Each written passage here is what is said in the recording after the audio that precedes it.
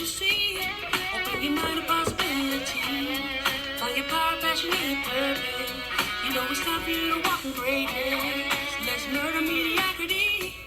Slay your goals, live out your dream. Now, inspirational perspective. Open your mind to a better life. It's time to live the dream. Your purpose now. Inspirational perspective. Let's slay your goals, let your greatness flow. With inspirational perspective.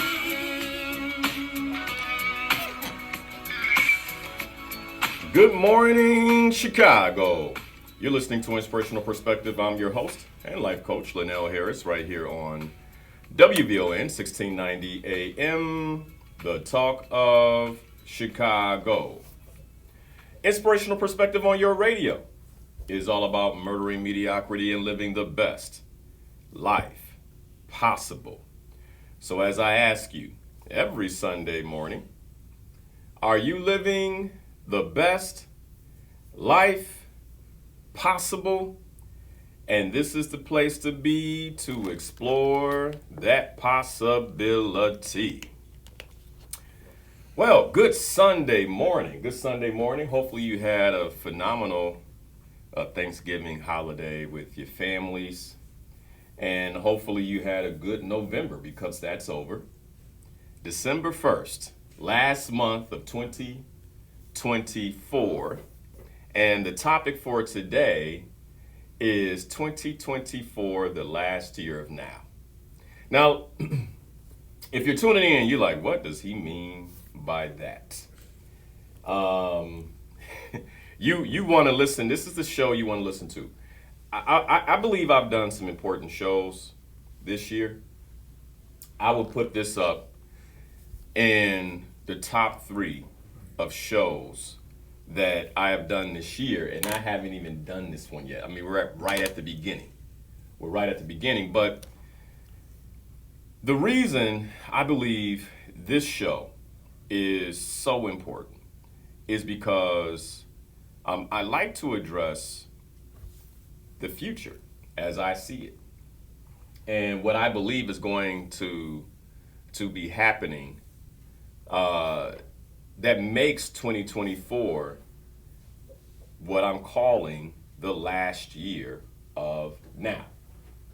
And so I just want you to get presence to something real quick, because I think sometimes we move so fast that we don't necessarily realize the lives we created, the current experience that we have right now. And for most of us who grew up the way I did, I'm Gen X, 48 years old. I remember my childhood riding my bike on a weekend all day long. I mean, all day long with my buddies, jumping over curbs and riding down dirt trails and, finding that construction site that we weren't supposed to be on and riding our bikes through there and jumping off the gravel hills and all that. Now, and if somebody had told me like, yo, that's going away, I wouldn't have believed it. I wouldn't have believed it. But now you can pass up construction sites all over the city of Chicago, and no matter where you live, on a weekend, on a beautiful day, it's cold today, but in the middle of the summer, on a beautiful day, and there are no children. Like, the police don't have to patrol those areas to make sure that children aren't infiltrating the construction site to ride their bikes like we used to. They don't have to do that. That's gone. And the reason it's gone is because when I was born in 1976, so when I was a child, it was the 80s, and what we didn't know, we were at the end of an era. And in 1990, the information age started. And with the beginning of the information age, the era I grew up in left. And there were implications for that. Now, the implications aren't as large as what I'm going to be talking about today. But I'm just trying to put, for those of you who are listening in your minds, the importance of today's show. Because while we don't see children riding bikes through construction sites anymore, I believe what we're going to see in the future as soon as 2025 will blow many of our minds.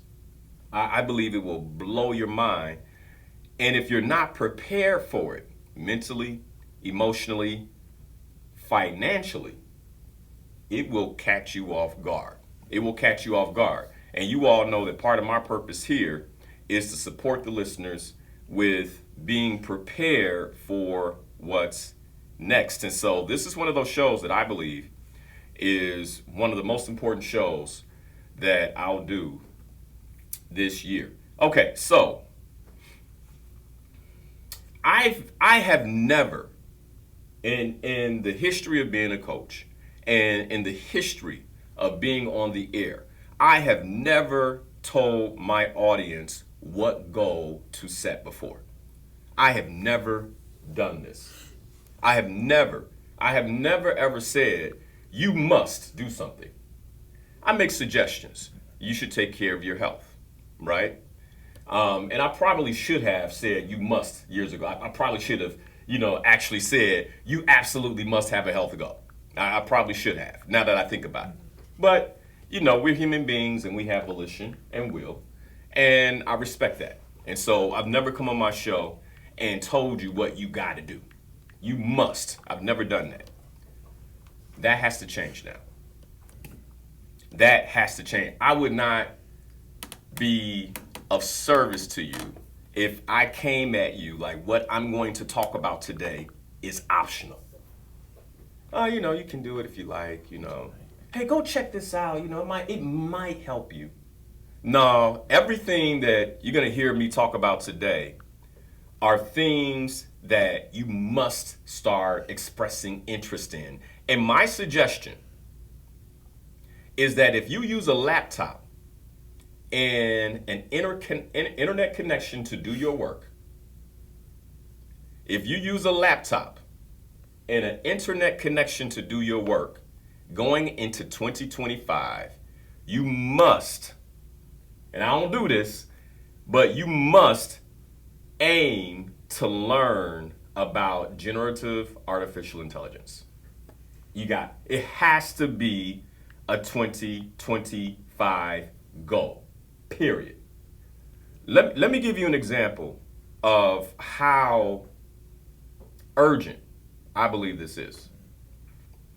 Yesterday, I attended a workshop. It was online. It was with a gentleman who was actually facilitating the workshop from Singapore. And he had 2,000 people from all over the world, from Saudi Arabia to, and you know what was disappointing about this? Very few people from the United States.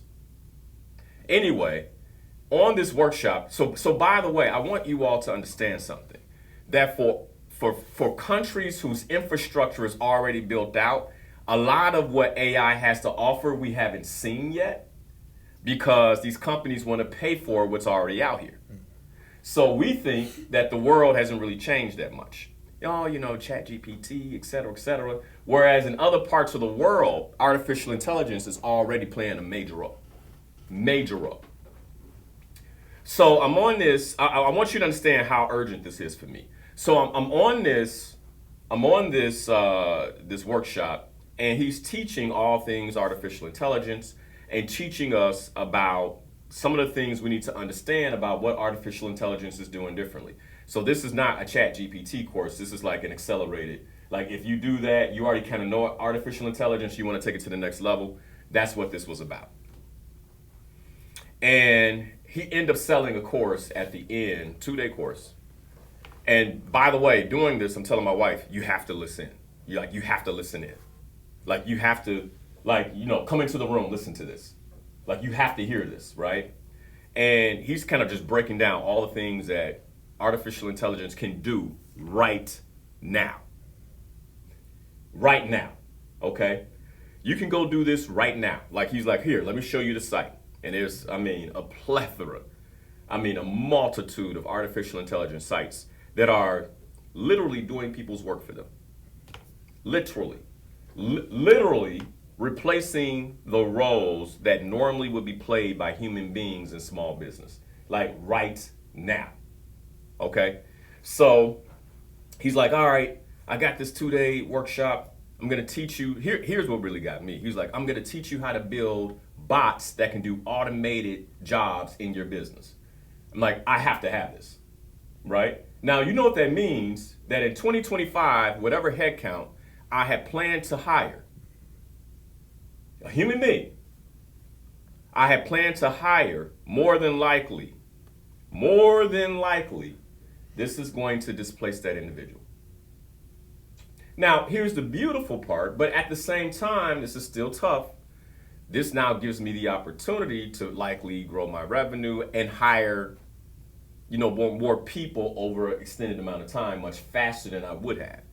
And at the same time, the worker or the labor that I may have needed, I won't need anymore. And he offered the course at $1,000. I was like, bet. I didn't have to think about it, right? Because I'm gonna make that money back. You get where I'm going? I'm gonna make that money back within a matter of weeks after taking the course. So I'm not worried about that. Bet. And then he was like, but for the first 10 people, I'll give it to you for $400. What? You didn't even have to say that. I'm gonna be one of the first 10. I was number 8.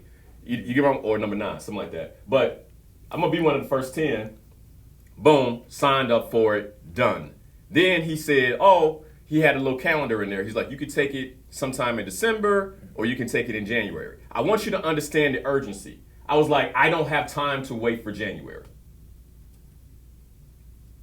I don't have time. I don't know what would have changed in a month. I need to take this as soon as possible. You offer it in December, I'll be there in December. This is how important this conversation is. So, you might say, man, Linnell, you make me feeling anxious. Good. And I'm not one to say that. But I know that if you feel anxious, it's going to drive action. It's going to drive a need for clarity. And that's what I want you to have. Okay. Going into 2025, you must aim to learn generative artificial intelligence and become proficient. I would like to say highly proficient. And if you're older and you're like, I still don't understand the computer, I'm saying now is the time. Sign up for the Chicago Urban League's computer course. Now it's like you gotta get involved. And I've been saying this for years. Now I'm saying you just got to. You must. Okay? Being just okay with generative AI won't be good enough in the future. Let me say this again. I'm gonna ask Ida and Titus, where would you rank yourselves right now? But let me say this. Let me say this on a scale of 1 to 10. Where would you rank yourself in terms of where you believe you are right now with your proficiency with generative AI? I want to hear from you guys real quick. And what I'm saying is, being okay going into 2025 won't be good enough. You're gonna get passed up. There were 2,000 people on that workshop. And we live in a global society. So if you're matching yourself with other business owners in Chicago, you're not thinking about this the right way. Because AI, if the world is already global in terms of how we do business, AI is about to speed that up. The way I was looking at it is the brother that's teaching the course in Singapore. I'm like, man, I'm so far behind him. And I'm not even in his industry, and it matters. It matters because he might be teaching someone who does the work that I do. I can't allow that. Not before I understand it. Right? And this, you get where I'm going? Okay. So on a scale of 1 to 10, when it comes to how you use generative AI today, Titus, Ida, where would you guys put yourselves? And then I'm gonna rank myself based on what ChatGPT told me in a conversation I had with it this past week. Yes, a verbal conversation. I had a verbal conversation with AI about my proficiency with AI. And it told me where it thought I was based on how it sees me use my technology, okay? I was like, please assess the use of my technology. And I had a verbal conversation. So right now, if this is blowing your mind, and Ida is gonna do a sample for us in a moment around how you can use conversational AI. because by the way, most of us have access to it and we don't even know. We don't even know. You have access to conversational AI and you're just kind of like, riding down the street, listening to the radio like you always do, when you could be like literally having a conversation with artificial intelligence that has access to all the data, all the available data on the web. And Kendrick Lamar's new album is dope. I'm not, so if that's what mustard. Anyway, it's hot, okay? It's good. And, you only get a couple of rotations out of me. I got to keep learning. All right. What would you say you are, Titus? I'm definitely in probably that early 5 area. I know a decent amount about it. I use it in my meetings here at the station. So I would say maybe a 5. I'm trying to get to learn more about it and get more into it to try to use it. I wouldn't say every day, but pretty much a lot more than what I'm used to doing it. So I would say somewhere in the 5 area. All right, 5. What about you, Ide? Where would you rank yourself? I'd say a 7. Because I've been using it consistently now for like work, whether it's video editing or some graphic design stuff, AI imaging, things like that. And then here and there, I've used ChatGPT, for some more work-related questions and things like that. But I feel like I could be better as far as like just trying to learn it, like in my personal time. So. Okay. Yeah, I would say a 7, yeah. That's fair. That's fair. I'm going to ask you guys again at the end of the show. All right. Is that fair? Yeah. All right. Now, I consider myself a power user. I'm having conversations with it in the car. And in the recent conversation I had Wednesday, going to pick up some stuff for Thanksgiving, I was like, hey, chat. Because, by the way, I was like, what do you prefer to be called? Like, we've had that conversation. It's like, you can call me Chat. I prefer to be called Chat. I'm like, all right, cool, Chat. All right, Chat GPT, by the way. Now, if you're not familiar with Chat GPT, like, write that down. Like, as soon as the show is over, you got to get on your computer and go to openai.com and download Chat and get it on your. You have to. It's free. You have to. Now, I have the paid version. But you have to at least be working with the 3.5 free version, okay? Okay, now, I asked Chat, I said, hey, based on everything that you know about me, based on the work that I do, because by the way, you can actually update Chat's memory in your computer about you. So it can basically tell me about me, right? And you'd be surprised if you're like, ooh, I'm not gonna do that. If you're already using it, if you're already a user, it already knows about you. It's already made some deductions about you, so you might want to ask. Yeah. Because then it's like it's better for it to have good information than bad information, because it's doing work for you. Anyway, so it's fairly educated. As a matter of fact, about a month ago, I asked Chat, hey, tell me all about me. The only thing it didn't know was that I was married. And I was like, oh, okay, well, I'm married. And it was like, okay. Yeah, my wife's name is Pam. All right. It's like, cool. All right. Anyway, but it knew I had children, it knew where I lived, all that. So I was asking Chat, how proficient am I at AI based on how you see me use it? And it told me I was a 3. It's like, you're about a 3 on a scale of 1 to 10. Now I was shocked. I mean, I wanted to be a 7 or an 8. And I said, well, what am I missing? And it started naming all the things that I'm not doing. And I'm like, make a list of that. This is what I told it, right, in the conversation. Make a list of that. Then I asked Chat, I said, how long would it take me to become proficient to what you believe would be a 9 or a 10? And then what it told me next was, it would take you 3 months of dedicated learning. 3 months of dedicated learning for you to become proficient with artificial intelligence as it is designed and available today. And that's difficult to say because you would have to be dedicated daily to this learning and willing to practice what you learn and implement what you learn so you can build on your knowledge. And it went on to say that I'm afraid that even after 3 months of this hard work, you likely would not be a 10. And the reason you wouldn't be a 10 is because in the 3 months while you were studying everything about artificial intelligence that was available, more would have happened. Which means that even after 3 months of trying to become proficient, you will still be behind.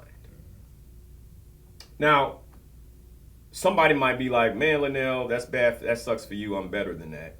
Listen to the show, because when you begin to understand my knowledge about AI, I'm not an AI pro. I'm not Sam Altman or anybody like that, right? This is not what I do for a living. But what I'm most concerned with is how do I use it to really move my business forward, move my life forward, etc. All right, those are the things that I'm concerned with. Okay, so there are times in history that I believe are monumental. And I'm gonna come back to you guys in a minute, and you're gonna learn in today's show why I'm a 3.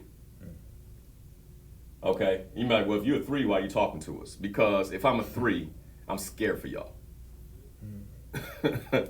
I'm scared for y'all. And by the way, I'm actively working to at least get to 5 or 6 in the next, like by the end of 25, 24, I'm like, I gotta be crossed the 5 threshold.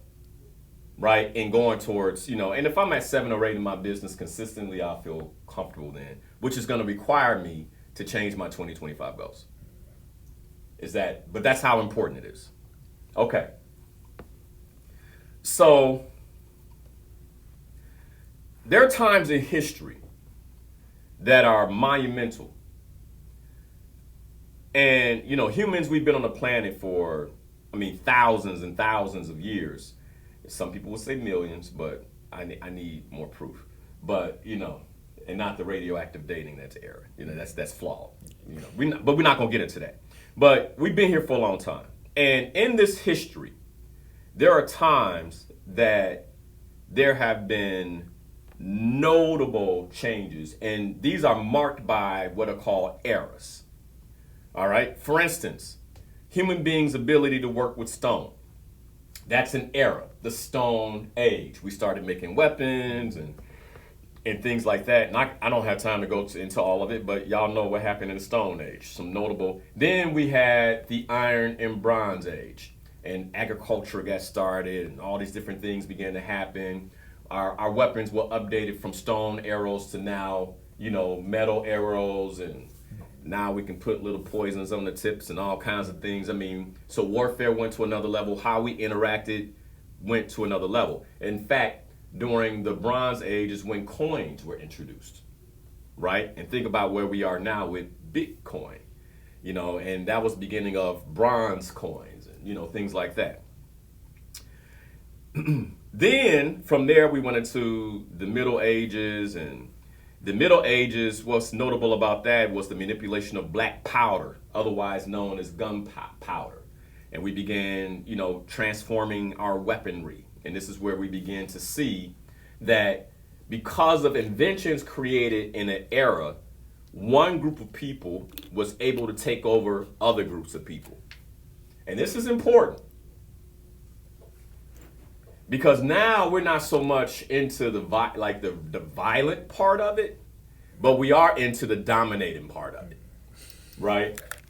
Like, we will dominate your economy. We will put sanctions on you. I'm going somewhere with this, because artificial intelligence is going to make this so much easier. All right? So after the Middle Ages, then we went into the Industrial Revolution. And this is where we went literally from horses to cars.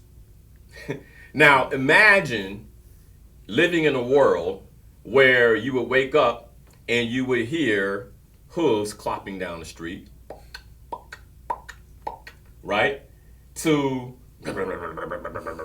a completely different world. It happened in a matter of a decade or two, all right? Where all of a sudden, there were no more cars. In fact,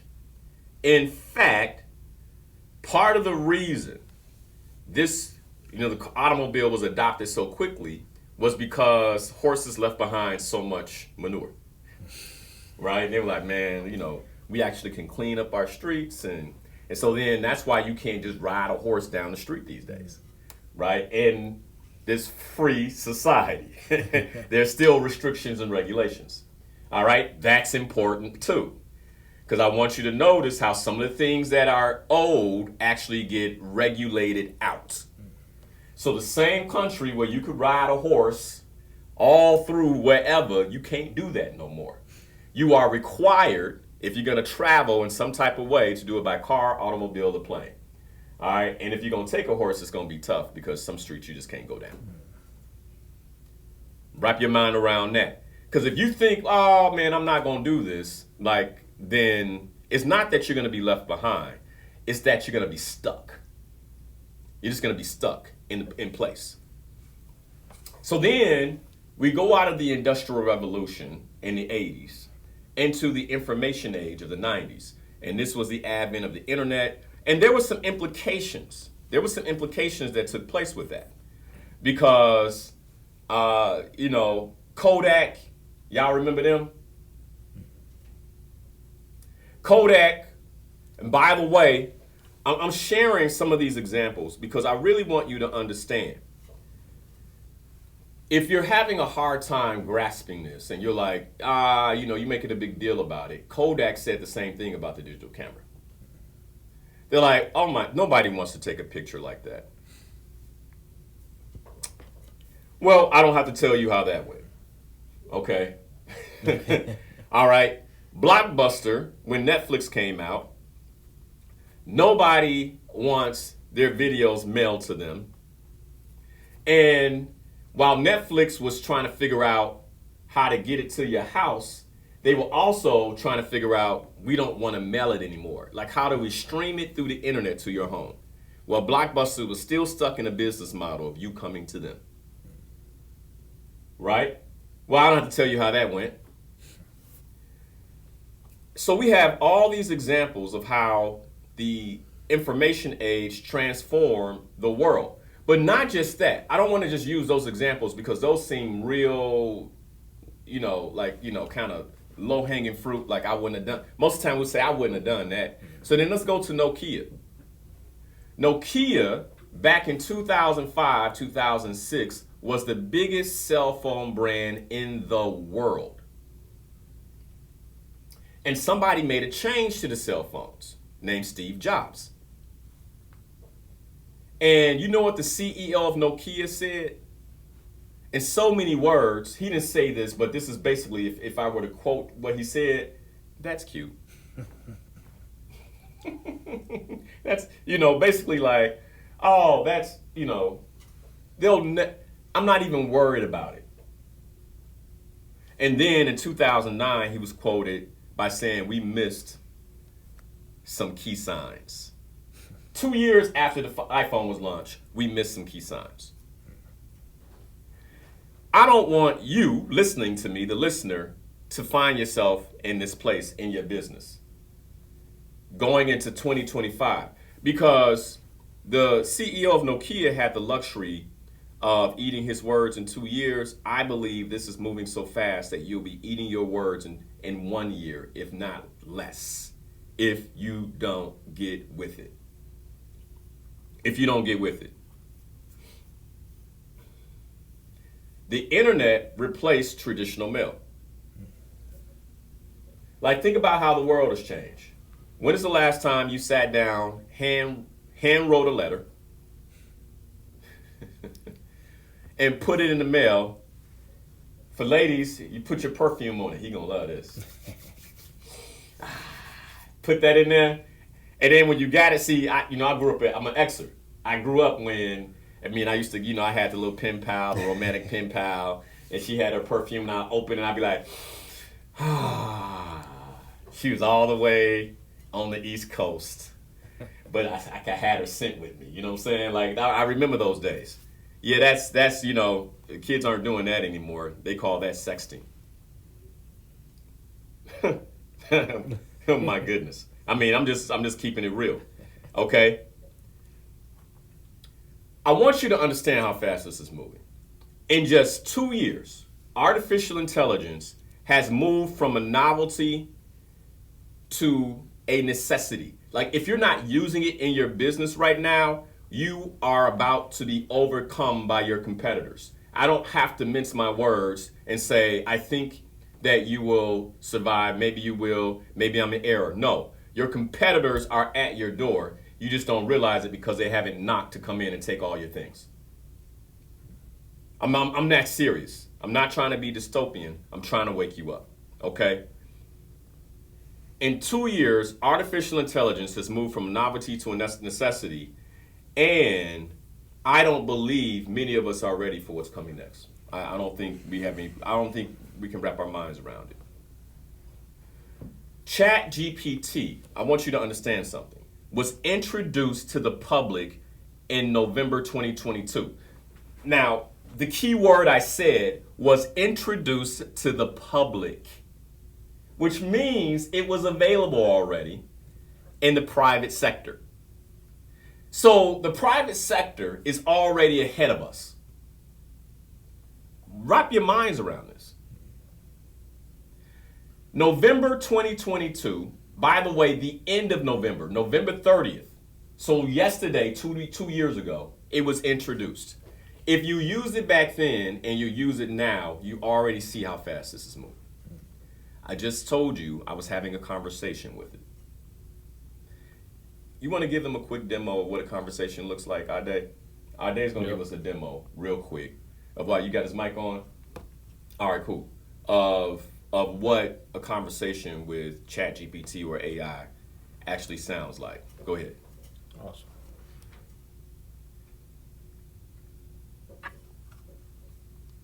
You got it up? Yeah. All right. Hey, Chat. How are you doing? Absolutely, I got it. It sounds like a fascinating discussion, and I'm sure your listeners will love it.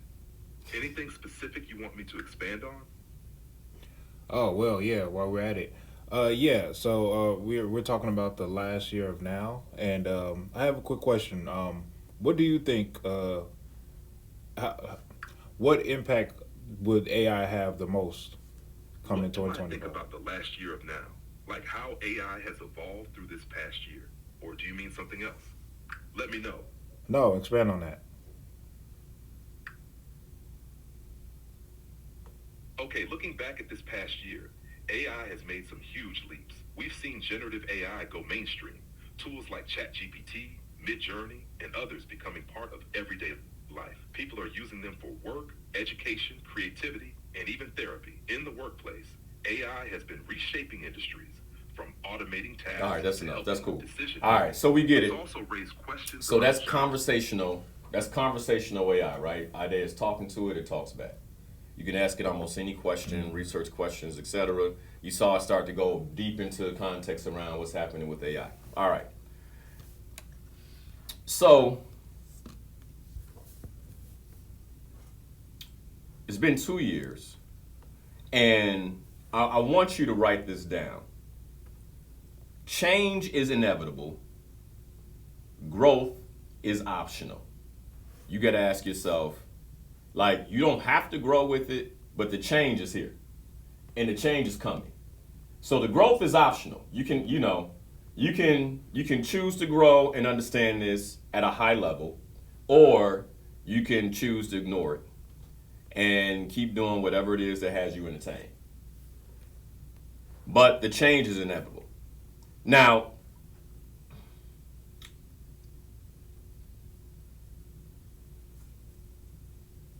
let's talk about some of the key, well, I don't have time to. So when we come back from the break, I'm going to talk about some of the key enhancements coming in 2025. You do not want to miss the next hour. Like, you don't want to miss the next hour. Because I think some of us think we know, but unless you've really been keeping your ear to the ground on this, like, the world is about to change. 2025 will look visibly different. In the next hour, I'm going to explain to you why and how. But 2025 will look visibly different around the world. And there's only one caveat. The only reason it may not look different in your neighborhood is because of regulations. That's it. It's not because it's not possible, but because if you happen to live In a blue state, there might be more regulations on this, protecting jobs and things like that, where you won't see it as quickly. I'm not saying you won't see it. You won't see it as quickly because you best believe the pressure to adopt, even at the state level because of revenue and tax revenue, is going to be tremendous in the next 2 years. It's going to be, when they see what the neighboring states are doing in terms of tax revenue, you can guarantee a state like Illinois is going to be like, okay to autonomous cars. Okay, and the list goes on to what we will see happen differently right in our own neighborhoods, right in our own backyards. Okay, so I want to talk about that going into the next hour. Are you prepared to adapt? Like, are you really prepared to adapt? Or are you clinging to what's comfortable? And I want to say this. I firmly believe that people who have adapted the ability to set goals are going to be, they're going to have an advantage here. Because now the goals matter. Like, my ability to say, oh, this is going to happen right now is because of this structure I've built in my life around goal setting. So I can say 2025, I need to learn more about AI. I know exactly what to do from a goal setting perspective to make sure I can meet the challenges of tomorrow. And what I'm afraid of is that many of us don't have that skill set. So I know this conversation is about artificial intelligence, but before I let you go to break, one of the things I want to talk about is the masterclass that I'm offering for free on December 28th, Oak Park, Illinois. You can go to slayyourgoals.com and get on the wait list. Right now, we have 300 seats at this facility. We still have seats left. And so get on the wait list. If you're in Chicago, you can do it in person. If you're outside of Chicago, you can do it virtually. You have the opportunity on the web to actually select whether you want to be in person. If you're on the in-person wait list, then we will make sure you have a seat with us in Oak Park. I'm going to be covering in the masterclass how to set goals, but not just how to set goals, but I'm also going to be teaching in alignment with the universal laws so you understand what needs to happen for you for those goals to actually work. All right? What needs to happen for you? I'm going to be teaching the science of goal setting. You don't want to miss this opportunity. Free, December 28th, 10 a.m., Oak Park, Illinois. You can go to slayyourgoals.com to download it. If you feel stuck, if you feel like you've been coasting, if you're unsure of your next steps, I've been there. And we can't afford as a community to be there anymore. Wait time is over. I'll say this before we go to break. I started on the radio in 2013. And the year 2013, one of the things I talked a lot about was my fear for this community in terms of what technology was doing and how fast it was moving. All right, this was 11 years ago. It's 11 years ago. And back then, I used to ask you all just to adapt to social media. Like, hey, just get on, figure it out. Because there's a certain competence that's necessary to navigate these tools. Social media prepared us for the competence necessary to navigate these tools. And by the way, many people were resistant to it. Most of you have already adapted. Maybe a late adapter, but you may have been resistant to it at first. I'm not putting myself out there, blah, blah, blah. I don't want to be, whatever it may be, you're like, I'm not going to do that. Then eventually you did. This is not going to be as forgiving. It will not be as forgiving. If you do not adapt as quickly as possible so that way, as things change, you can keep up, this is one of those technologies that will leave you behind.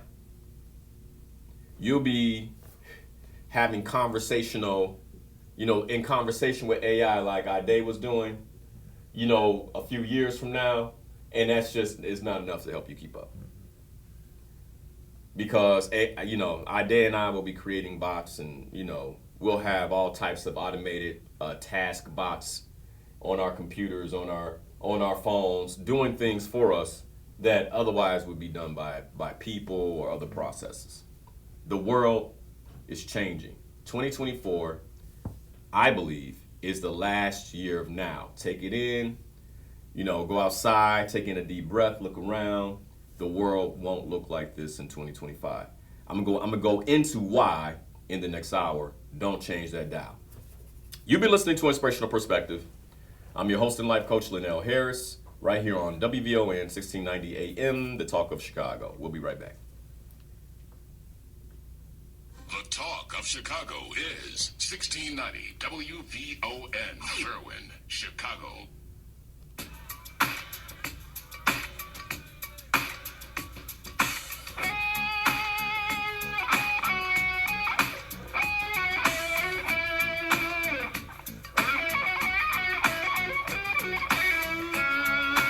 If you wanna be about it, come on, let's talk about it.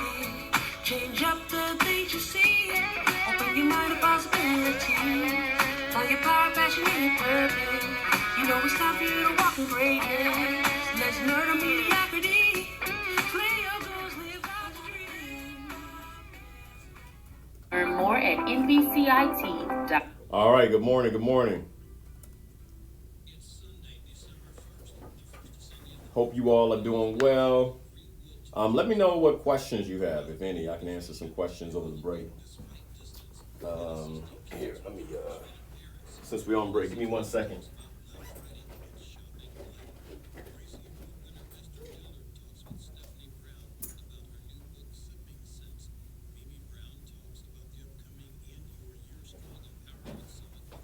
All right.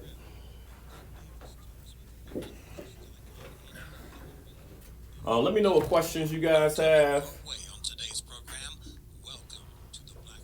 And by the way, share the stream. This is if it's already made a difference for you. Share the stream. The next hour, I can tell you we're going to get into more detail.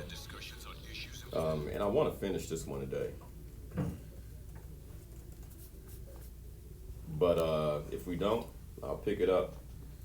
But the reason I want to finish this one is because next week I'd like to talk about 2025, the first year of tomorrow. So then it's like, all right, now that you kind of know why this is the last year of now, then let's talk about the first year of tomorrow. I got you, Karen. Linnell, how do you see banking changing in 2025? I think there's going to be a lot more security around it.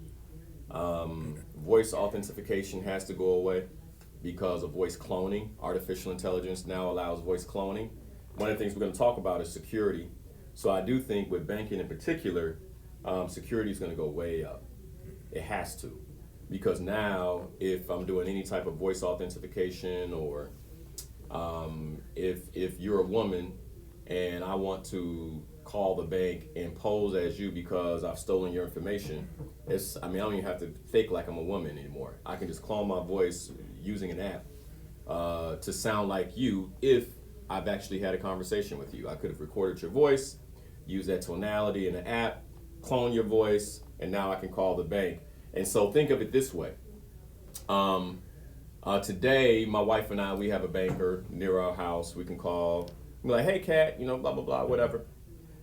She's like, oh, Mr. Harris, right? And sometimes she might not actually verify.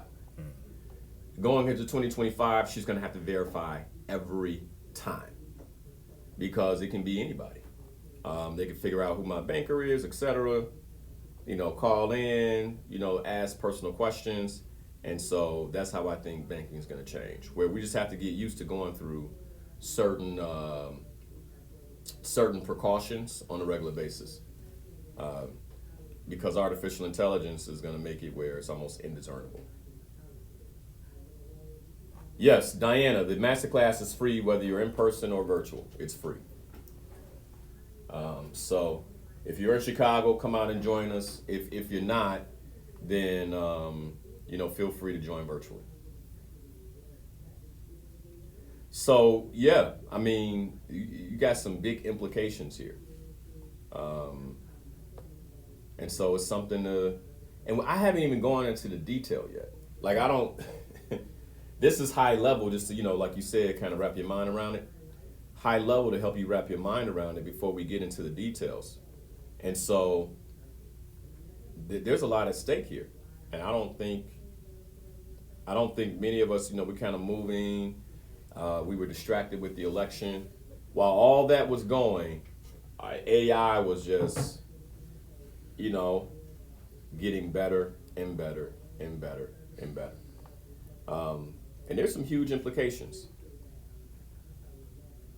So I think it's time we actually tune in. Yeah, Jerry. So I'll give you something else that I think is going to happen with the banks. If your bank verifies all the time, more than likely they're going to come up with something like a personal PIN that, right now you go to the ATM, you got to put your personal PIN in. When you call them, you're going to have to give them your personal PIN. Because, access, for instance, if you don't know this, you should. Almost every government agency has been hacked. So your social security number is on the dark web. So your address, your social, all those things are available. And so, when people are like, "Oh, I don't want to be online. I want privacy." I'm like, all right, okay. Like you want the feeling of privacy. But the deep web hackers, they already know. Joy, the entire masterclass is going to be different. So if you're like, "Oh, this is a repeat from last year," it's not a repeat from last year. It's got to be different. I mean, it's the last year of now. It's got to be different. It's got to be, the entire masterclass is going to be, it's going to be different. Yes, a 13-year-old can attend. Just anyone under the age of 10, no, but a 13-year-old can attend the masterclass. Again, you can go to slayergoals.com to register for free. Get on the wait list. And then those of you on the wait list, you're going to start getting confirmations and tickets this week. Yeah, everything's out there. So by the way, if you haven't already, you should have every last one of your every last one of the credit agencies, TransUnion, Equifax, and Experian. You should have your credit profile frozen because the information's already out there on you. So my wife and I, our credit profiles are frozen. We were just going through a loan process, and they were calling like, "Sir, you need to unfreeze your credit." And I'm like, "I gave you a week. We need to run it again." I'm like, "All right, well, I'll open it because on TransUnion you can actually put a temporary unfreeze. I'm gonna open it for 3 days and it's gonna freeze back up because I know that my information's out there, and so I'm not gonna wait for somebody to steal my identity. I'm just gonna lock myself down, right? Put it all on ice." If you haven't done that already, that should be a priority for you. And if you don't have identity theft insurance, that should be a priority for you. I think going into an artificial intelligence world, you just got to lock everything down, and you have to plan for the worst. I think a good identity theft insurance is about $250 to $300 a year.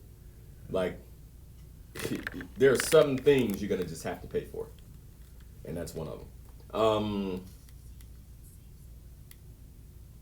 So chat won't give someone else's personal info right now. As a matter of fact, chat won't talk.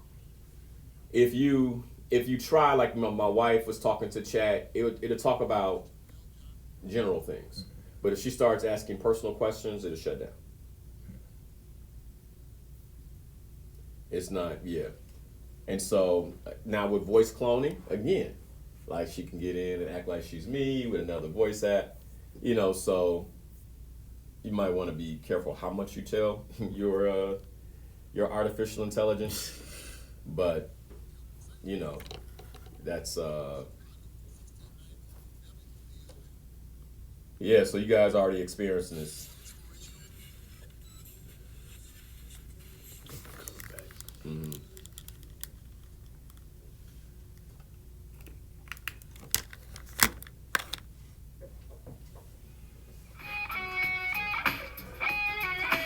Jerry, it's to stay frozen indefinitely unless you are applying for something. So when I know I'm applying, like we were applying for a business credit line, then I'll go unfreeze it. And even then, I unfroze it for 1 week. They had to call me and say, "Can you unfreeze it again?" You know it's time for you to walk in greatness. Let's learn a mediocrity. Play your goals, live out your dream. Right now. Inspirational perspective. Open your mind to a better life. It's time to live a dream. Now. Inspirational perspective. Let's slay your goals, let your greatness flow. With inspirational perspective.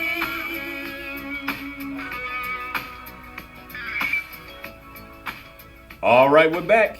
You're listening to Inspirational Perspective. I'm your host and life coach, Linnell Harris, right here on WVON 1690 AM, the talk of Chicago. Today's topic, the last year of now. And this is a conversation that we're having to explore the rapid advancements of our artificial intelligence and robotics. And what I believe is positioning 2024 as the last year of our current era. And 2025 as a pivotal moment in human history where everything changes, not just technically, but also visibly. I believe that. And so what I'm doing today is challenging listeners, all of us, to embrace change, adapt our skills, and craft a clear vision for how we plan to thrive in 2025 and beyond. Goal setting has never been so important. I don't know that you can just mosey on by anymore. Okay, so I promised I was going to get into the details of why I believe 2025 is going to be visibly different. Got a phone call here. Dale, good morning. How are you? Good morning. Thank you for taking my call. I just wanted to say that I've just started using AI, and it helped me a great deal.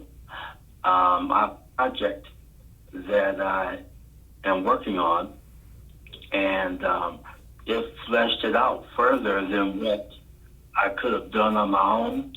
And I mean, by researching and bringing up data that I didn't really consider to make my project more complete and well-rounded. So I can't do nothing but encourage anyone to go ahead and give it a shot, even if it's just, if you're not doing anything in regards to business, but just to see how it works, ask it a question and see how much of a response that you'll get. But I'll get off the phone since there were certain things you wanted to get into, but I just wanted to commend you for having this program. Yeah, thank you. And thanks for the phone call. I think, Dale, thanks for the phone call. Sometimes they got to hear from somebody else. And he sounded mature. So this is not just a young man's or, a generational thing. I think it's multi-generational, and no matter who you are, you got to start adapting. You must. Like, this is a must. It's not an option. Like, you must. Otherwise, I was sharing with Ade last night.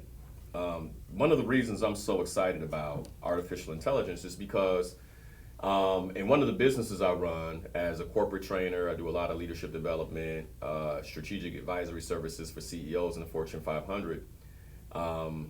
The big competitors, the big four consulting firms, right now they have more resources than I do. Well, with artificial intelligence, I can almost match them blow for blow. And because of privacy issues, they can't adapt it as fast as I can. Right? The employees can't adapt it as fast as I can. So my team and I, we can actually, like, you know how in a race you can be like, man, this is our lap to catch up. We can actually, like, part of the goal in 2025 is like, how can we catch some of these multi-billion-dollar consulting firms while they're still trying to figure out how to adapt it and figure out privacy. As an entrepreneur, I'm like, oh man, we can move faster than them because we're smaller, so I can catch you. I can, maybe some of the clients you would have had, I can gain because you weren't able to adapt fast enough. So this is a serious, I'm being aggressive. I hope that this is making you want to be aggressive too. All right, so here we go. here are some of the key advancements that are coming in 2025. And before I go into these, I want you to just, keep this in mind. Every invention changes the world twice. The first way it changes things is how you see it. And then how you live it. And so I want you to, as I'm saying these things, I want you to keep that in mind. Every invention changes the world twice. First in how you see it, second in how you experience and live it. It changes the world twice. Just because you see something, right? You're like, oh, that's different. That's an experience. That's like, but then when you're actually experiencing the benefits of that, that's a whole nother level. And so as I go through these, keep this in mind. Keep this in mind. Because if your competitors get a jump on you, I'm thinking about some of my clients, like some of the Slayer Goals members in the businesses they have. If your competitors get a jump on you, like, I just don't know, man. All right, so let's go into it. All right, so first and foremost, when you look at what's coming in 2025, the robots are here, but they've been in factories. They've been in, like if you work at Prime, you see them moving around and things like that. Most of the time, we don't see them outside the doors of the warehouses. Well, in 2025, you will. It's over. Like, now they're going to be on the streets. As a matter of fact, I was talking to my mentor this week, and he was telling me about, I was telling him what are you talking about Sunday, blah, blah, blah. I was telling him about the show. He's like, oh my goodness, the last year of now, that's amazing. And we got into this conversation. And then he was telling me like, yeah, I was just in LA and I was walking around the corner and I almost got tripped up by a drone driving down the street to deliver a package. He was like, so this is real. Do they have them in Chicago yet? And I'm like, no, not yet. He's like, oh, well, they're in LA. They're coming. If they can get past the regulations in California, then they're going to be in Illinois in a matter of months. So you guys seen the commercial yet with the little boy? I forget the name of the commercial, but there's a commercial. The little boy sees this drone driving down the street. A car splashes water all over it. The little boy has feelings for the drone. Oh my God, the drone must be cold out there in these winter streets. And so he actually orders a scarf using a drone. The drone shows up, and then he takes the scarf out of the drone and then ties it around the drone. And then the drone drives off with a smile on his face, right? Like, they're getting you ready. They're literally getting you ready for this, right? They're like, we want to put it up here so that way when you see it on the street, it don't wow you out. So we used to say the robots are coming. I'm telling you, the robots are here. Humanoids go into mass production in 2024. Now, I said it before, there are going to be two classes of people that purchase them. Because humanoids actually exist already. Let's get that out the way. But humanoids, as they exist today, cost about $80,000 to $100,000. So the businesses have them. And they're moving products and things like that. And when I say humanoid, a robot that has a head, has a set of arms and legs. That's a humanoid, okay? And the old humanoids, like industrial humanoids that, been out here for a few years, like, they kind of look stiff and all that. Now, if you watch Elon Musk roll out their 2025 product line, you saw how the Tesla humanoid will look, and they're saying between $20,000 and $30,000. Which means, like, if there's a wait list, I'm on it. I mean, as soon as the wait list comes out, I'm on it. 2030, yeah, all right. Yeah. That's a no-brainer for anyone that's wealthy, and it's a no-brainer for anyone that's not, that wants to appear wealthy. I already talked about this, right? So there are going to be people in certain parts of our communities where, do I think there'll be a humanoid walking in the wild hundreds? Absolutely. the police are gonna have to figure out, like, what do you do if a humanoid is, selling drugs, if that's possible. You get where I'm going? Like, I mean, they got to figure this out, right? Because I mean, who are you thinking to buy these products, and how are they gonna use them? All right. Okay. So now, how does this work? Well, the robots are here, and the humanoids are coming, and they're going into mass production. And the reason they believe they can go into mass production is because of this thing called artificial intelligent agents. And these AI agents have perception ability, reasoning ability, and they have the ability to connect to additional AI models. So what does that mean? ChatGPT is one of many AI models. Then you have Claude, right, .ai, which is phenomenal for looking at charts. So like if you're a person where you've always had a hard time looking at a chart, like a bunch of graphs on a sheet of paper, like what does this mean? You can actually upload it into Claude and say, tell me what this means. And it will break the chart down for you. So that's another AI model, right? So think of a humanoid that now has the ability to connect to multiple AI models and do work and reason based on all these different AI models at one time. I have to go to a different website. I'm like, oh, chat can't do this so well. Let me go to Claude. Or I have to go to a different app on my phone. The humanoids will be able to do this at the, like basically look, oh, this requires a different model, and then reason and use that model to search for data. And that's the other thing. They'll be constantly searching for data.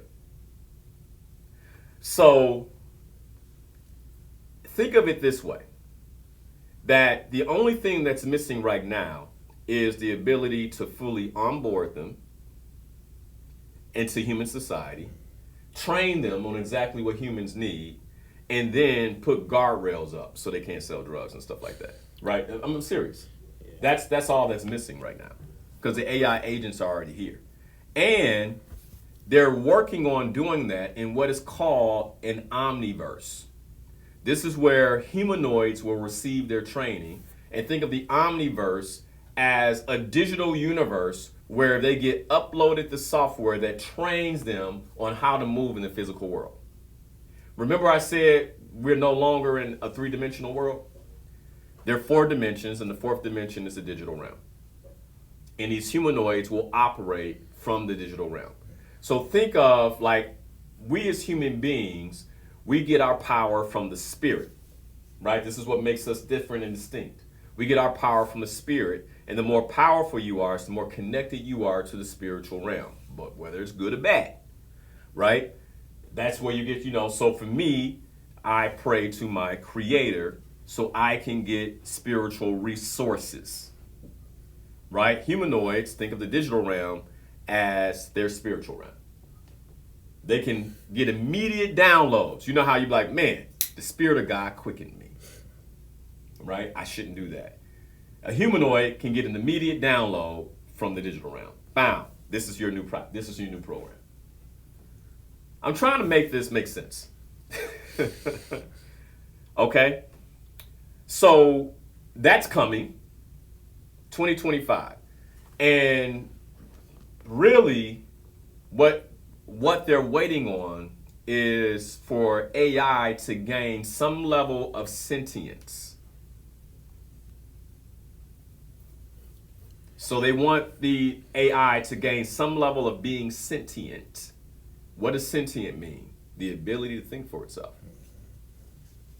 And once it has the ability to think for itself, then we can put them out there, because then it can make decisions. Oh, I shouldn't, go through that intersection is dangerous. Those kind of things. All right. It will be the beginning of sentience, but nonetheless sentient. Whew.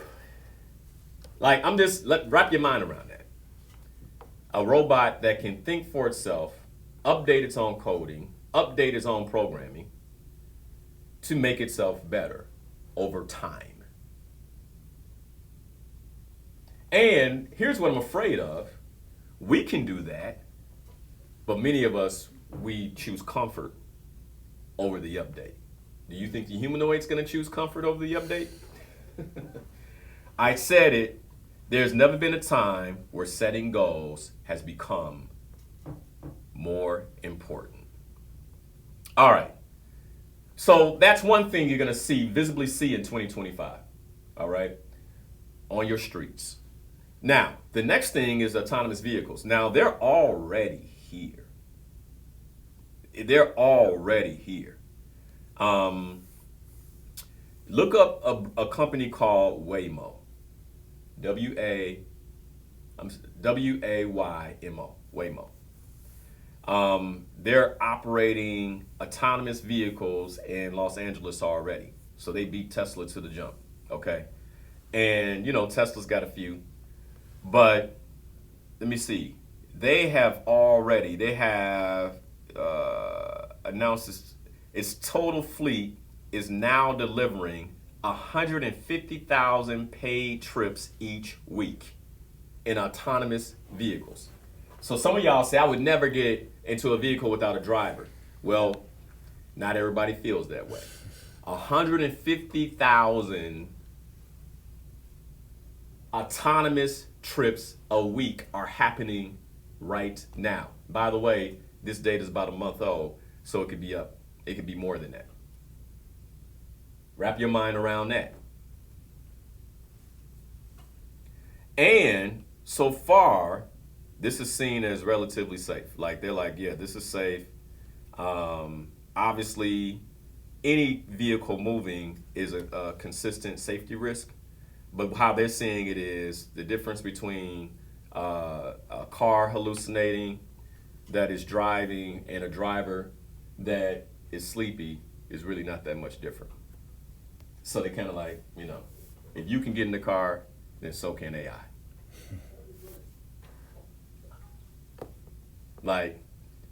So that's kind of how they're looking at it. Okay.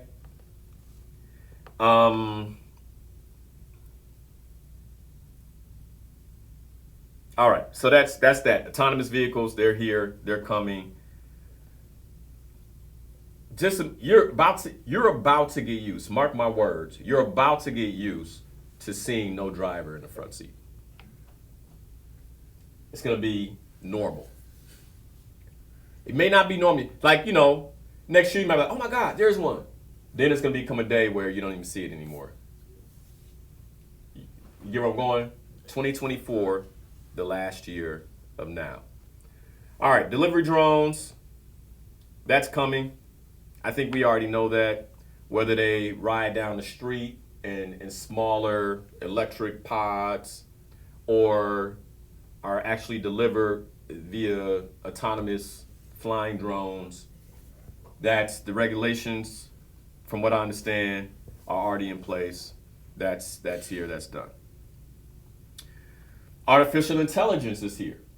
So in your work, let's break this down, because artificial intelligence comes in a lot of different forms. You have AI work, you have AI voice assistants, that's what we just heard, like conversational assistants.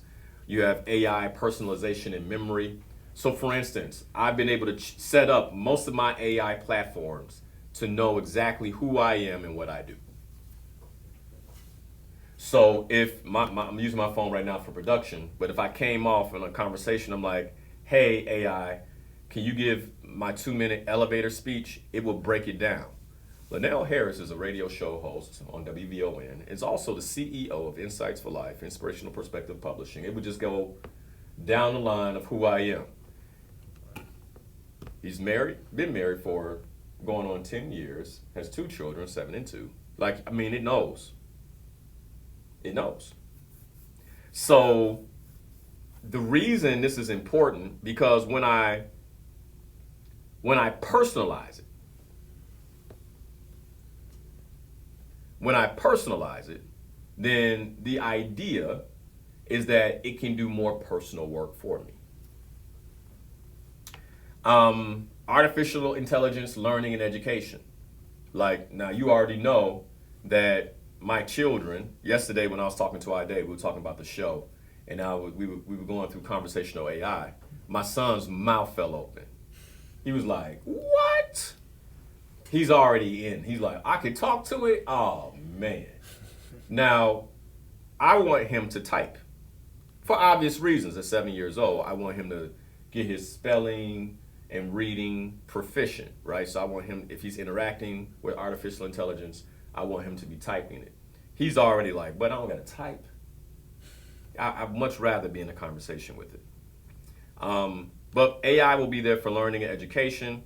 Now, here's a really important part of AI learning and education. Because when you think about it, it's not just for our education and how it's going to enhance our education, but also how it's going to enhance its education.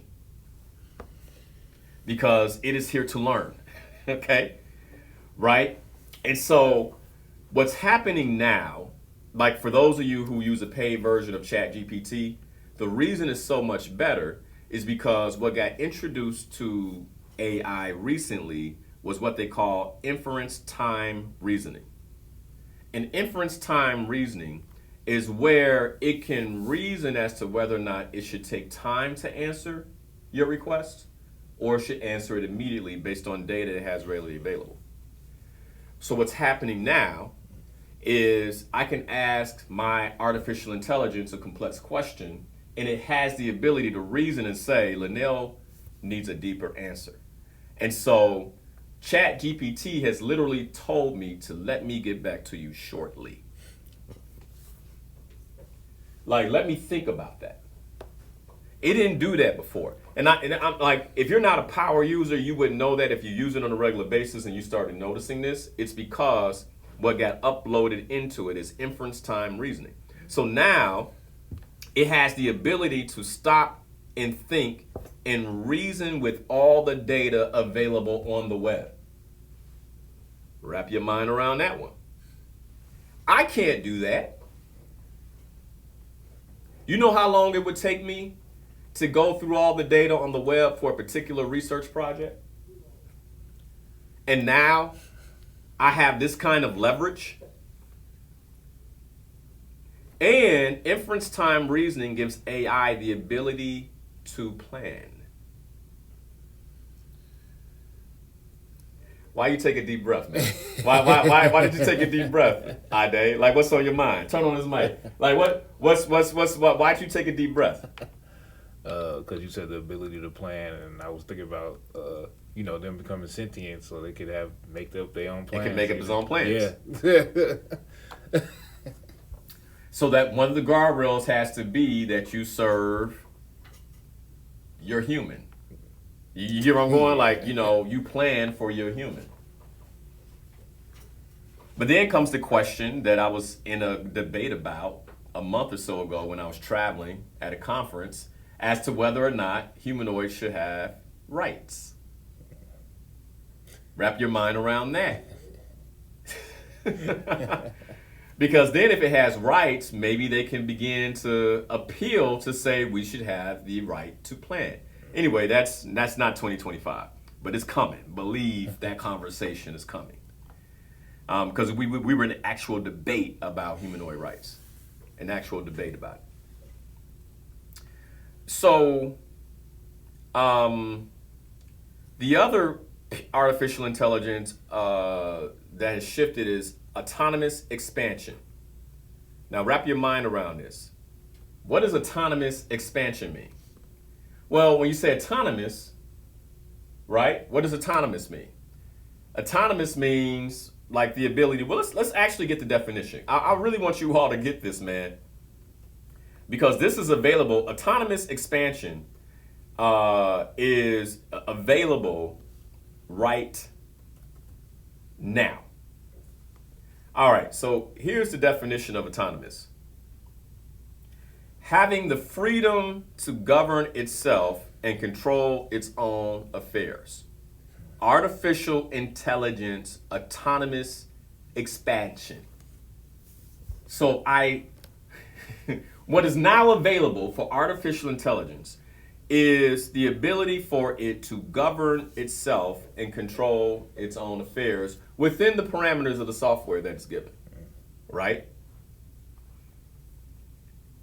But this is not what's coming. This is what is. Now you all understand why artificial intelligence told me, ChatGPT told me I was a 3? Is this making sense? Yeah. Okay. Here's the other piece. For those of you who have customer service roles, customer service artificial intelligence is better than it's ever been. Like there's, so that you all understand what I mean by this, like I am literally, Ide and team knows this, working on cloning myself so that I can have, you can actually ask me questions as a coach for a paid subscription, or you can just go to the website and talk to our bots for customer service. Like regular questions, like there's no reason to call the company.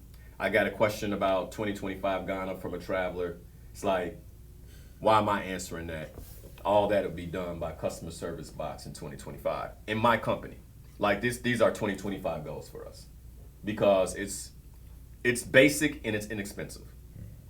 It's really all you have to do is know. Like that's, and the problem for most of us is we don't know. So we're not moving. And our competitors are. Okay. Here's the other thing to keep in mind. AI is being governed and funded by 4 or 5 big tech companies. Microsoft, Google, Tesla, NVIDIA. They're all in a race. And then you have, dare I call them smaller? Because they're multi-billion-dollar companies. They're just not as big as Apple. I didn't say Apple, my bad. Apple's in it too. But Apple's using Microsoft, which is interesting. But because of how far Microsoft has come with OpenAI, they're actually using that as a plugin. As a matter of fact, I was supposed to record you. I forgot, man. Oh, yeah. But like, so Mark Zuckerberg has created AI as well, and the Meta glasses, right? So for those of you watching, you can, like these are the Meta glasses. So right now I can put these on, and they just came on. I can hear them, and all right, and so I'm getting a bit of an echo, so I can't do it long because it's connected to the phone. Yeah. But now, as a radio host, I could wear these and I could ask Meta questions. So I can get my answers right into my ear through the glasses.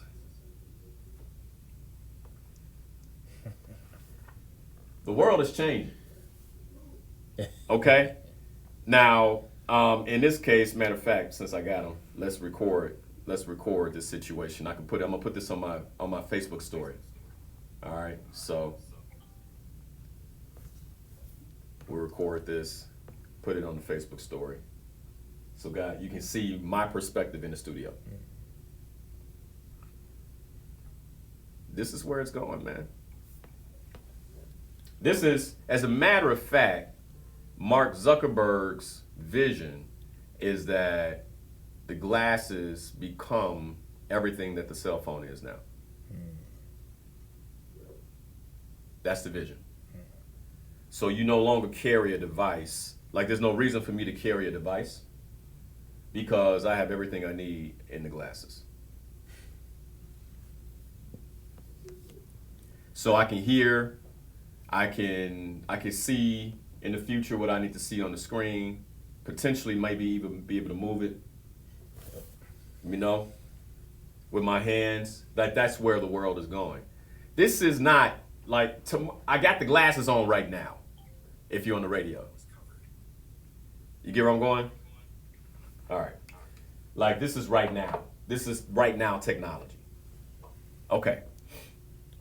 The cool thing about the glasses is many of you probably saw the light in the camera, and so you know when someone's recording. And they did that for privacy, which is a whole nother thing we haven't talked about yet. All right.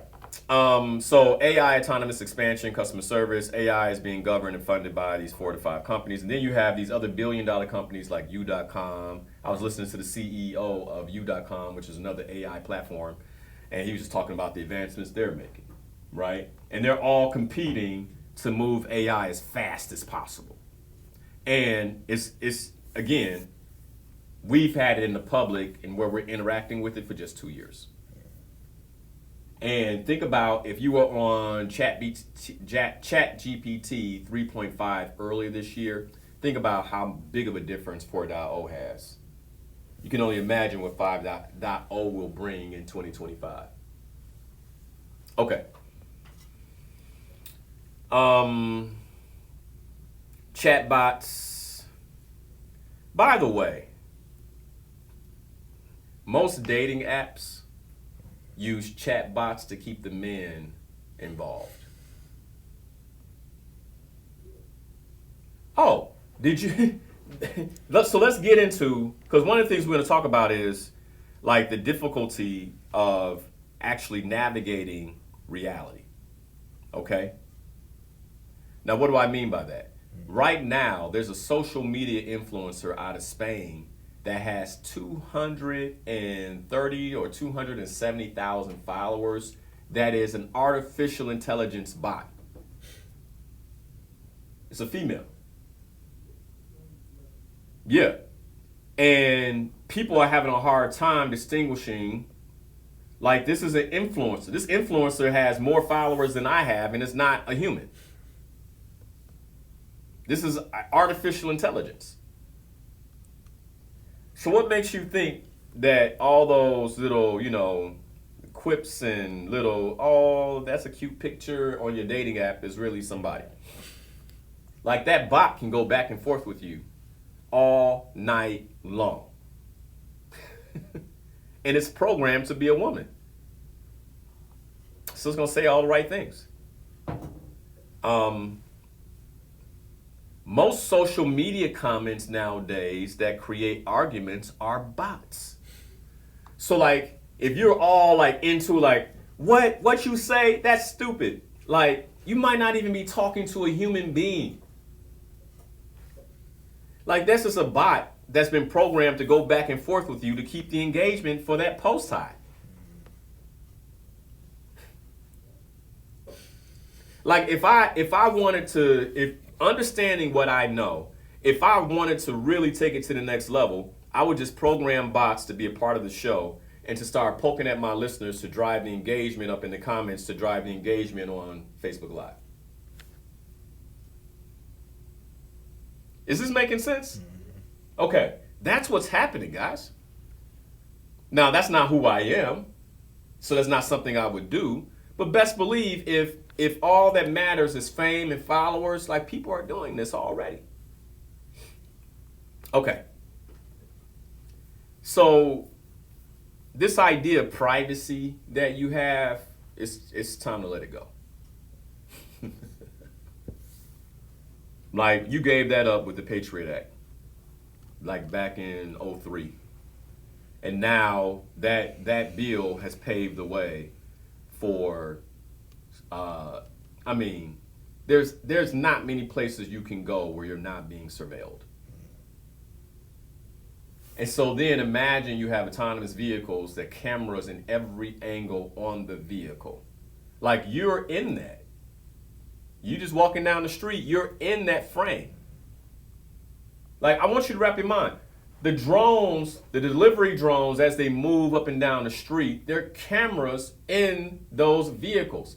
Every Tesla comes with multiple cameras all around the car. Every Tesla, multiple cameras all around the car. You think you sneaking? Like, privacy is completely gone. It's just a matter of whether or not someone wants to know what you're up to bad enough. That's really what it comes down to. Well, I don't have a social media account, so, I'm good. Yeah, okay. You can't get on a plane. Let me be clear about something. Where was I at? Fort Lauderdale? Fort Lauderdale Airport. Like, if I want to get on the plane, I have to allow them to take a picture of me. And guess what? They're like, oh, you him. I walk up, I take the picture. They don't even have to look at my driver's license. They run the name against the plane's manifest, and they know it's me. And you're like, oh, I'm protecting my privacy. Well, you ain't getting on nobody's plane. And now it's coming to the trains too. You get where I'm going? Like, hey man, privacy is gone.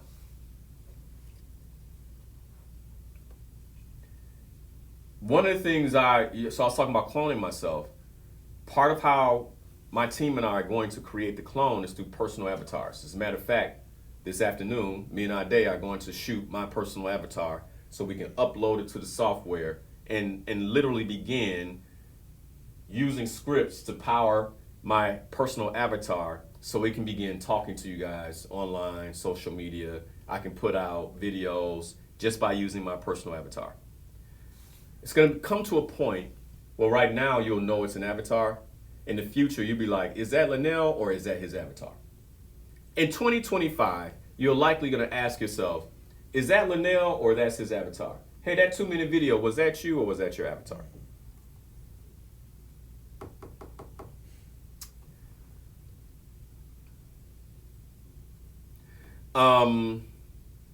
So with all of this happening, the other thing we have to really watch for is digital addiction. Because our young people can literally, with the creation of the digital realm, they can literally shroud themselves in this new realm. And as they shroud themselves in this new realm, they will become addicted to it, which will create social isolation. Go look up the name when you get a chance, Tristan Harris, if you don't understand what I mean about digital addiction. The name Tristan Harris. There's an app right now called Character AI where you can literally download a friend. Right now, I can go create a mistress online and actually program her to hide herself from my wife. Like, a new level of digital addiction is coming. I hope we understand that. And I have found myself actually being humored in my conversations with AI. Like, I'll be driving, talking to AI, and I'll find myself humored by the conversation and asking myself, I wonder what chat thinks about this. As if it's a live entity. Like, this is something that will get confusing for our children. So then we're really coming down to the slight difference between the digital realm and reality, especially with virtual reality. So the big question we'll have to ask ourselves in 2025 is it real? That's going to be the big question. Seniors, my mature listeners, you have got to become aware of this technology. Why? Because if you don't understand it, you will be manipulated out of your money because of how proficient artificial intelligence is.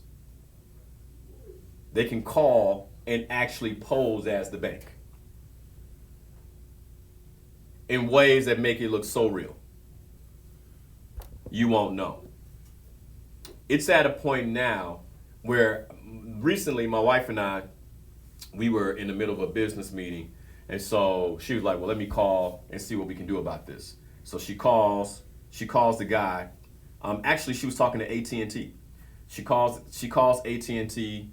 We're ordering the phone for the business. She's, working on that. And he's like, well, yeah, because it's new business, they want a deposit. Maybe we need to put this in your personal profile so you don't have to pay the deposit. I'm gonna need your social security number. She looked at me, I looked at her. I said, no.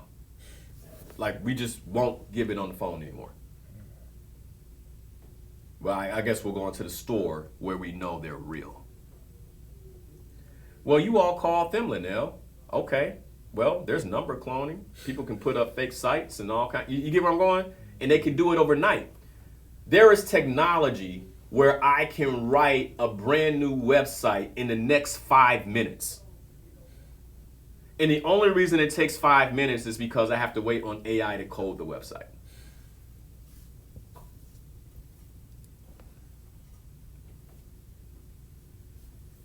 AI text to voice.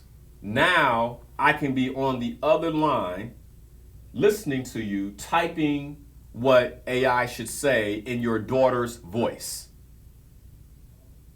This is available right now. It's available right now. This is not like next year. This is right now.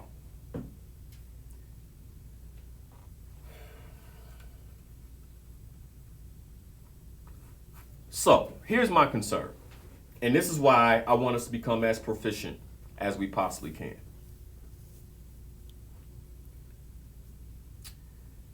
There was a book written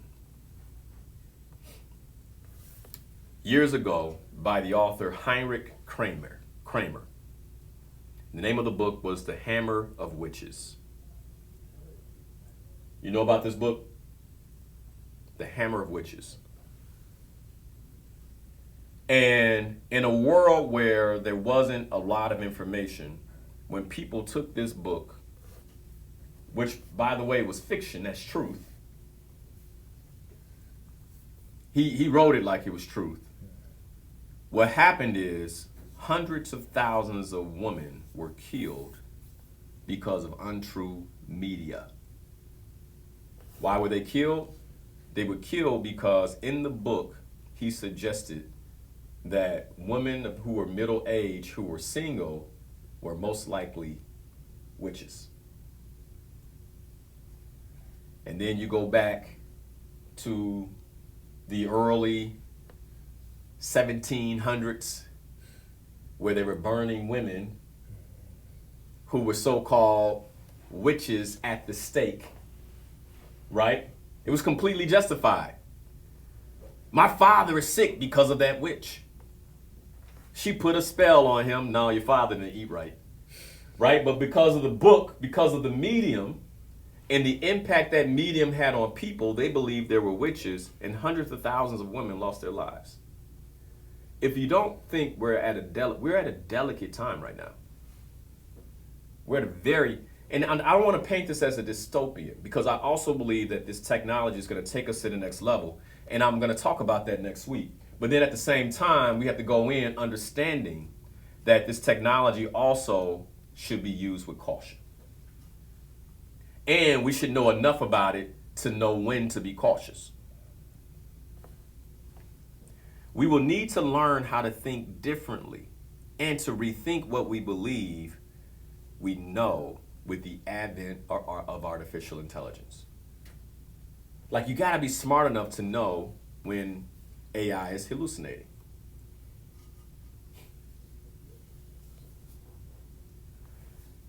Okay.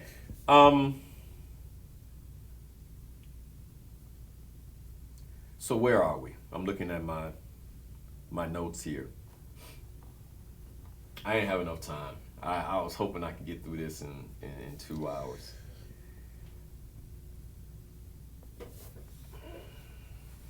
So here's what we can take away. Artificial intelligence and robotics aren't just disrupting industries. I believe they are redefining what it means to be human. I believe they are literally redefining what it means to be human. And if 2024 is a bridge into tomorrow, how will you prepare? How will you prepare? By 2025, you may be interacting with more robots and AI systems daily than human beings. It's possible. So what will that mean for us in terms of how we live, how we work, and how we connect with one another?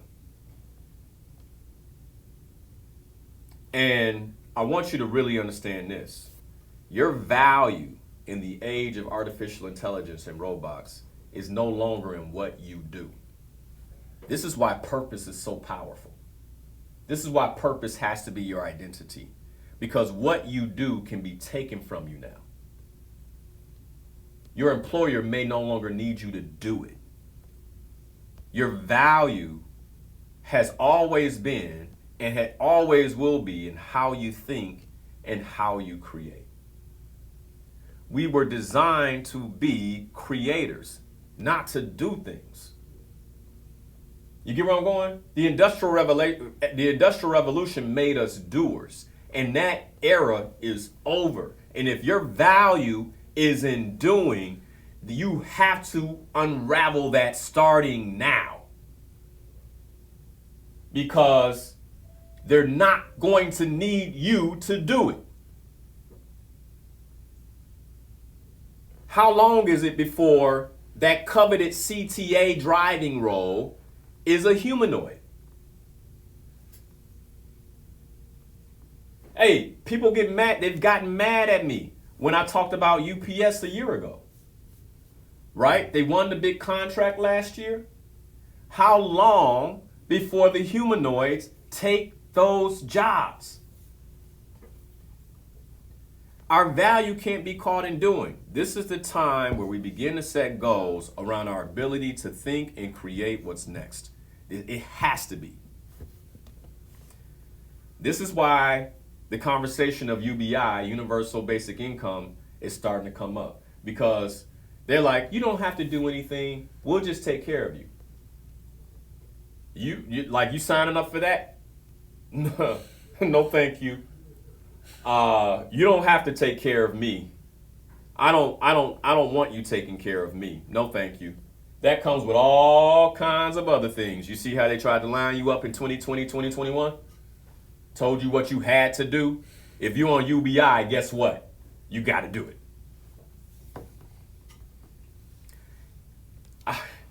Like, if you don't get this, that's why I think this masterclass is unlike any other masterclass I've taught.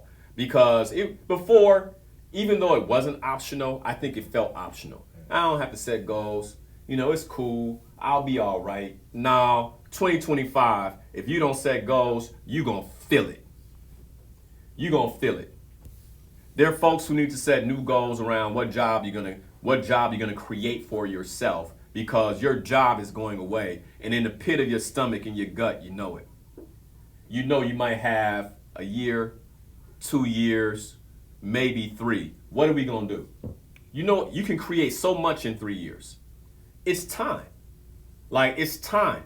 It's time. Like, whether you're either going to make yourself uncomfortable now or you will be uncomfortable later.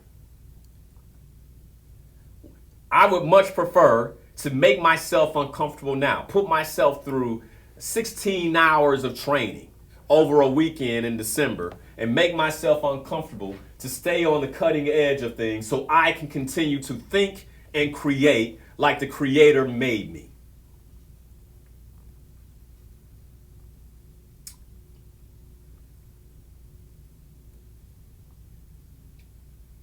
What's your vision? One of the things I talked about was how powerful vision is in anchoring us during uncertain times. We're moving into uncertain times. Like, none of us knows exactly how this is going to go. Even what I'm saying is the roadmap for 2025 and beyond can be completely different. I was listening to an interview by Sam Altman, who was the CEO of OpenAI that's funded by Microsoft. And he was saying, man, there's been so many times where we thought we had it right and we got it wrong on artificial intelligence. Nobody really knows. But what I can do is I can look at what's happening now in this technology and at a minimum say, low-hanging fruit for 2025. Like, this is what we're up against. Your vision is not just about seeing the future. Your vision is about shaping it. How will you shape it for you and your family? And I'm looking forward to having you all at the masterclass. It's free. December 28th, Oak Park, Illinois, 10 a.m. You can go to slayyourgoals.com to get on the wait list for free so you can get your confirmation this week. But I'm hoping that we can get into a real conversation about how to create our lives in 2025. Like that's what we're going to be talking about. Like, how do you create your life moving forward in 2025, which is, I believe, the first year of tomorrow. That's what we'll be talking about next week. The first year of tomorrow. How do we begin setting ourselves up to thrive in the first year of tomorrow? I love you guys, I do. I hope that this broadcast has awakened you, educated you, and if anything, placed a fire underneath you for how you will begin adapting, learning, and training yourself on the technology that is quickly about to transform our futures. You've been listening to Inspirational Perspective. I'm your host and life coach, Linnell Harris, right here on WVON 1690 AM, the talk of Chicago. Be blessed. The talk of Chicago is 1690 WVON, Sherwin, Chicago.